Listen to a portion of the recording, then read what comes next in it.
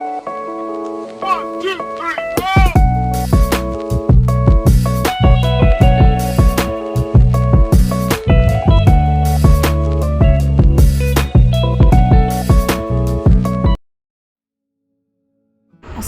আলাইকুম। কেমন আছেন সবাই? আশা করি মহান আল্লাহর রহমতে সবাই ভালো আছেন, সুস্থ আছেন। আমরা আলহামদুলিল্লাহ আল্লাহর রহমতে ভালো আছি। নতুন ছোট্ট একটি ভিডিও নিয়ে আপনাদের সাথে হাজির হলাম। বেশ কিছুদিন হলো আপনাদের সাথে কোনো ভিডিও শেয়ার করতে পারছি না। আপনারা নিশ্চয়ই জানেন আমার বাচ্চা অসুস্থ। তো আমি আমার বাচ্চাকে নিয়ে হাসপাতালে ভর্তি আছি। তো আমার ঈদ চাঁদ রাত সবই এখানে কেটেছে। তো এই জন্য আর কি কোনো কিছু করতে পারিনি ভিডিও। তো এখানে যেটুকু ভিডিও করতে পেরেছি এটা হচ্ছে চাঁদ রাতের কিছু অংশ আর হচ্ছে ঈদের দিনের অংশ। তো ওই তো অনেক ভোরবেলায় উঠেছি, মানে ভোরবেলা বলতে একদমই তো ঘুমিয়ে আসতে পারি না, সারাক্ষণই মানে দিন রাত 24 ঘন্টা মেয়েকে দেখতে হয়, কারণ মেয়ের তো অনেক জ্বর। তো একটু পরপরই আর কি ওকে দেখতে হয়, তো এই জন্য আর কি ঘুমাতেও পারি না। তো এই যে এখানে মেয়ের ওষুধপত্র, অনেক রকমের ওষুধ দেওয়া হচ্ছে, ইঞ্জেকশন দেওয়া হচ্ছে। তো সবাই আমার মেয়ের জন্য দোয়া করবেন যেন আল্লাহ পাক তাড়াতাড়ি আমার মেয়েকে সুস্থ করে দেন।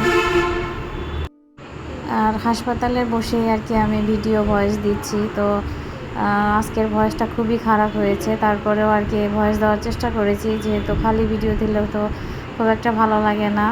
তো এই তো মেয়েকে সকালবেলায় স্যালাইন দিয়ে দেওয়া হয়েছে, আর মেয়ে তো আসলে স্যালাইন দিতে চায় না, খুব কষ্ট হয় দিতে। তো যখনই আর কি স্যালাইন দিতে হয় কিংবা ইঞ্জেকশন দিতে হয় বা ক্যানোলা পরাতে হয়, তো তখনই ও খুবই কান্নাকাটি করে। আর এখন এমন একটা অবস্থা হয়েছে যে কোনো নার্স আপাদের সে দেখতেই পারে না। আর তো যাই হোক, সে এখন ঘুমাচ্ছে আর আমি একটু ভিডিও করেছিলাম। তো এই তো পুরো হাসপাতালটাই খালি, যেহেতু ঈদের দিন রোগী নেই বললেই চলে, খুব কমই। আর আসলে প্রয়োজন ছাড়া তো কেউ হাসপাতালে এখন ভর্তি কিংবা আসবেও না। তো সবাইকে ঈদ মোবারক। আপনারা কে কেমন ঈদ কাটালেন অবশ্যই আমাকে কমেন্টের মাধ্যমে জানাবেন। আপনাদের কমেন্ট পড়লে আমার অনেকটা ভালো লাগবে। তো আসলে বাচ্চা অসুস্থ থাকলে মন মেজাজও ভালো থাকে না, মনটাও অনেক খারাপ। এই জন্য আর কি কোনো ভিডিও দিই না যে কি দিব। তো সবাই আমার মেয়ের সুস্থতা কামনা করবেন। তো আসলে বাচ্চাদের অসুস্থ হলে মাদের যে কি কষ্ট হয়, তো যারা আমরা মারা আছি তারা তো অবশ্যই বুঝবো। তো এই তো হাসপাতাল থেকে বাহিরের একটু অংশ ভিডিও করেছিলাম। তো রাস্তাঘাট খুবই ফাঁকা, ঢাকা শহরে অনেক মানুষ কমে গেছে। তো এগুলো তো আসলে ব্যস্তময় রাস্তা। তো দেখেন একদমই গাড়ি ঘোড়া খুবই কম।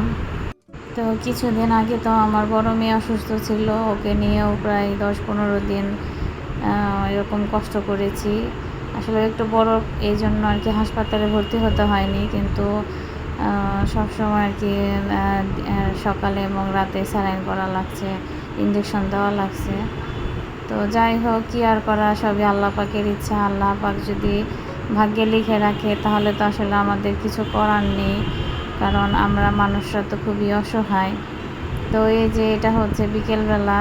তো এই যে মেয়ে ঘুম থেকে উঠেছে, বাবার সাথে দুষ্টুমি করছে একটু। তো আবারও তো মেয়েকে স্যালাইনের সাথে ইঞ্জেকশন দিয়ে রাখা হয়েছে। তো আমার মেয়েটা খেতেও পারে না, মানে খাওয়া দাওয়া খায় না বললেই চলে। তো স্যালাইনের মাধ্যমে আর কি চলছে দিন। তো যাই হোক, আরও কিছু দিন আর কি আমার এরকম ইঞ্জেকশন স্যালাইনের মধ্যেই যাবে। তো আজকে ছোট্ট করে ভিডিও দিলাম, আশা করি সবার ভালো লাগবে। আর সবাই আমার মেয়ের জন্য দোয়া করবেন, আমার 2 মেয়ের জন্যই দোয়া করবেন, কারণ বড় মেয়েও শরীরটা দুর্বল হয়ে আছে।